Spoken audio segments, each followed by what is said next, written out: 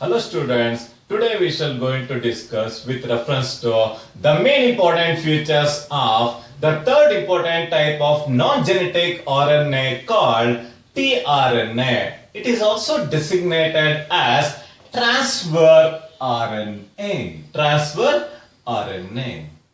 It is also called as the soluble RNA. It is also designated as the soluble RNA. It is present in the cytoplasm and its accountability in a cell is only 15% of the total RNA. It accounts for about 15% of total RNA. It mainly made up of 73 to 93 nucleotides with a very less molecular weight.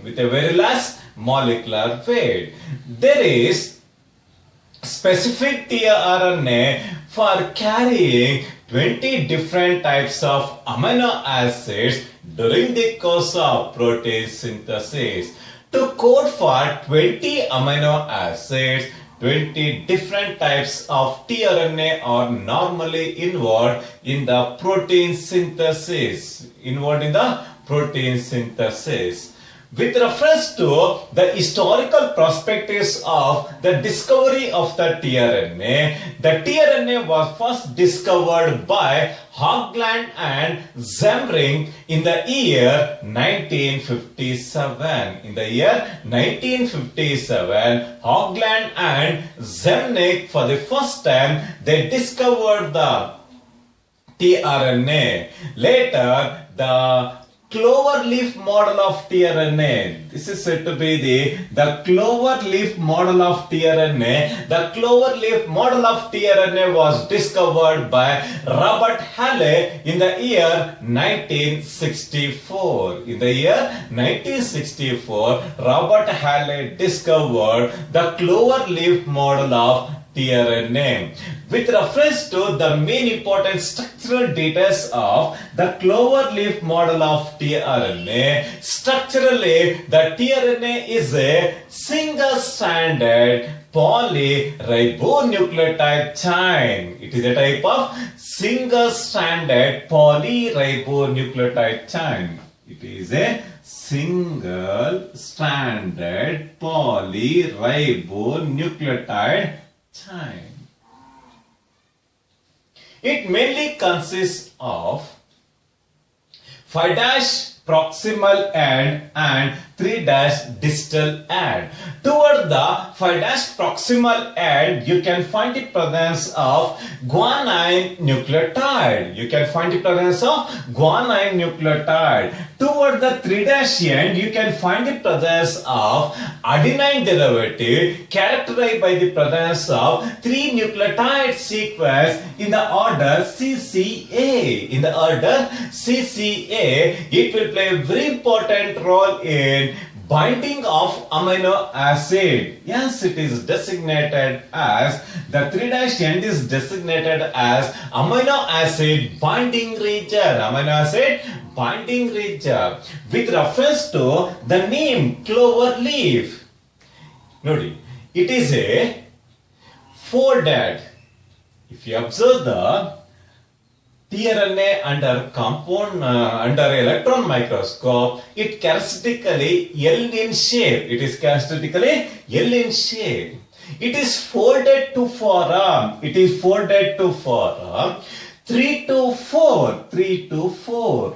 to 4 pseudo-helical like structures. These pseudo-helical like structures, they resemble like a clover leaf.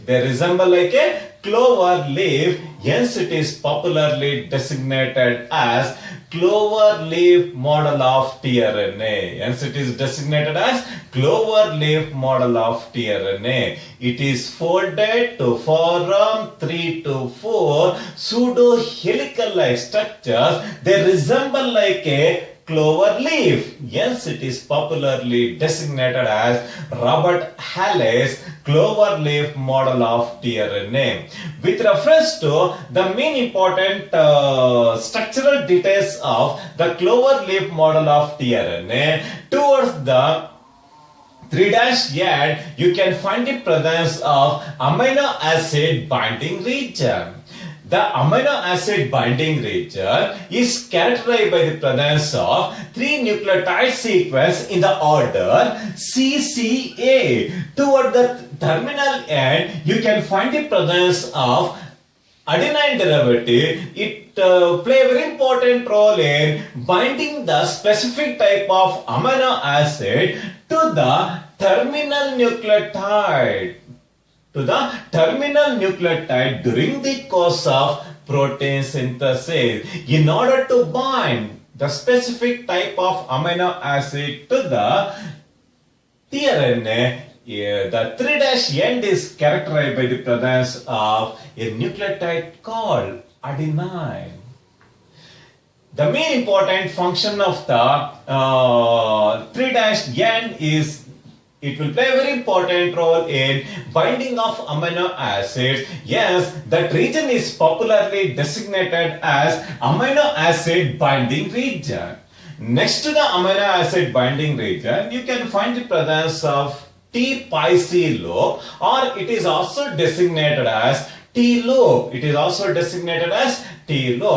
It is mainly made up of 7 bases with unusual nucleotides. Why it is popularly designated as unusual nucleotide? Because in the RNA, you can find the presence of ribothymidic acid derivative. Yes, it is designated as an unusual nucleotide.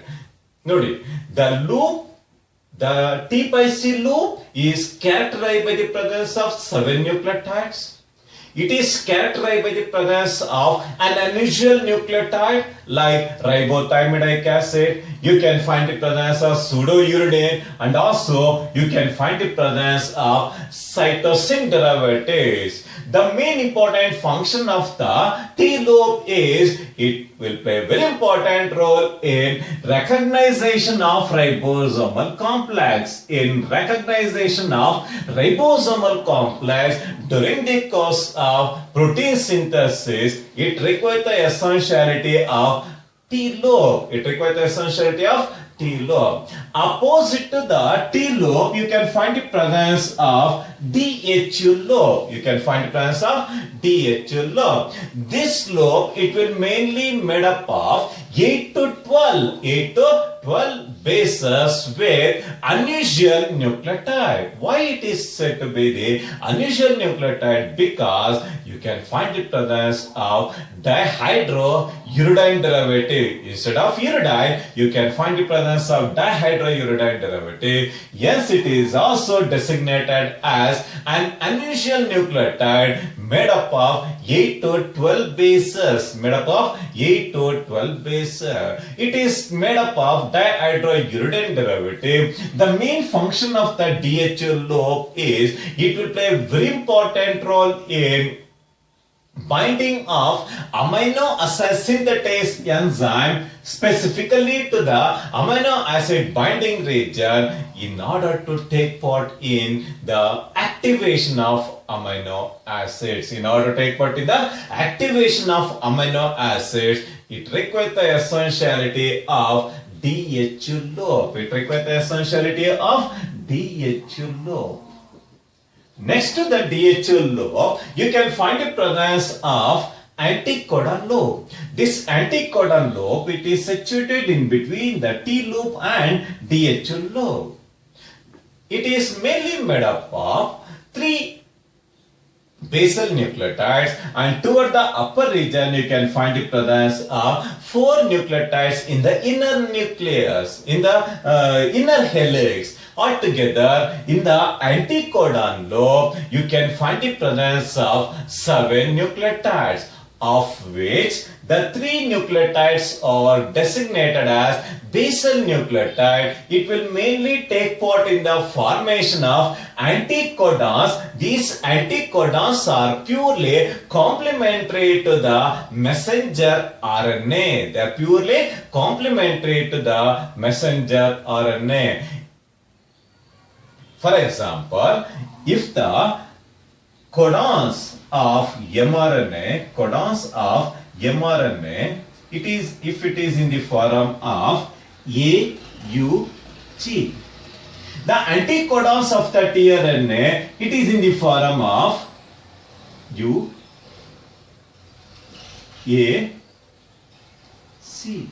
It is in the form of UAC. The UAC is the anticodons of the tRNA. The anticodons of the tRNA are purely complementary to the codons. Nodi, codon is seen on the mRNA. Anticodons, NODOC. It is found on the tRNA and it is purely complementary to particular codon on messenger RNA. It is purely complementary to particular codon on the mRNA. The next important aspect is, in between the T loop and anticodon loop, you can find the presence of extra RNA.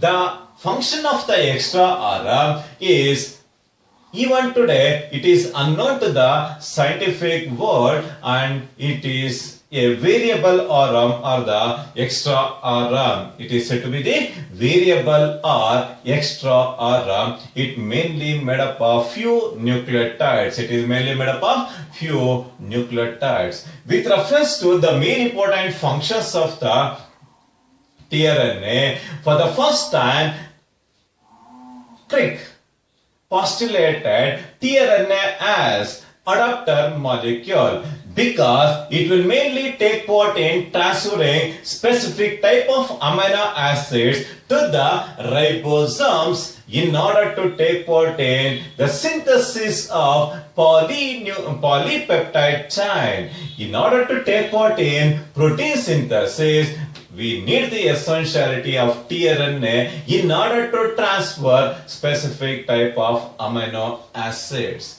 In addition to this, another important salient feature is that tRNA, it will mainly take part in recognition of amino acids by an enzyme called amino acid synthetase. In order to take part in recognition of amino acids, we need the essentiality of tRNA. In addition to this, in order to hold the polypeptidyl chain over the messenger RNA, in order to take part in the formation of polypeptide chain over the messenger RNA, we need the essentiality of tRNA. The codons of the mRNA are recognized by the anticodons of the tRNA. The codon of mRNA are recognized by anticodons of the tRNA.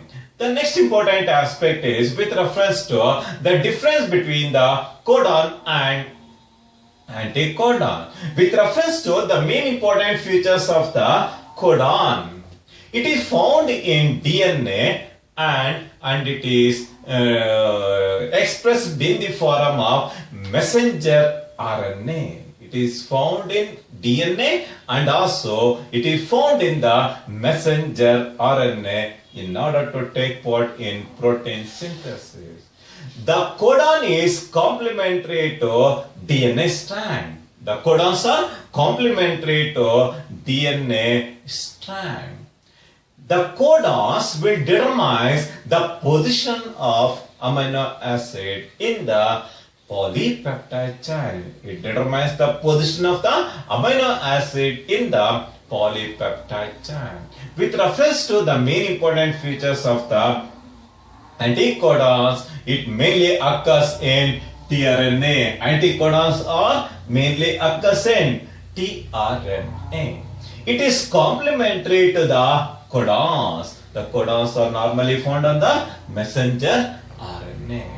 It helps in bringing a particular amino acid of its proper position during translation. It helps in bringing a particular amino acid of its proper position during the course of translation. This is with reference to the main important features of the clover leaf model of tRNA. Clover leaf model of tRNA. Probably in the exams, it may ask either in 3 or in 5 marks category. In the next class, we will going to discuss with reference to the main important features involved in the central dogma of molecular biology called the transcription. The first step in the central dogma of the molecular biology is called transcription. It is subjected to detailed discussion in the next class. Thank you. Thank you very much.